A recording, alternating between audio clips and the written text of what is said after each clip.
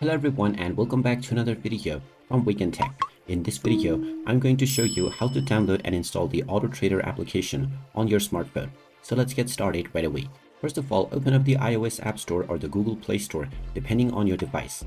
Once you open it up, tap on the search box and then type in Autotrader and start your search. Once you find the Autotrader application, tap on the install button and this will begin the download and installation of the Autotrader application on your device. Just wait for a while until the installation is completed, and when it is done, you will see the open button, which you can then tap on in order to open up the app. And now you can sign into your existing account or sign up to create a new one in order to start using Autotrader on your device right away. And there you have it. That is how easy it is to download and install the Autotrader application on your smartphone. If you find this video helpful, make sure you hit that like button and subscribe to our channel if you haven't done so already.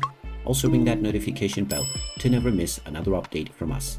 Thank you for watching and I will see you again in the next video.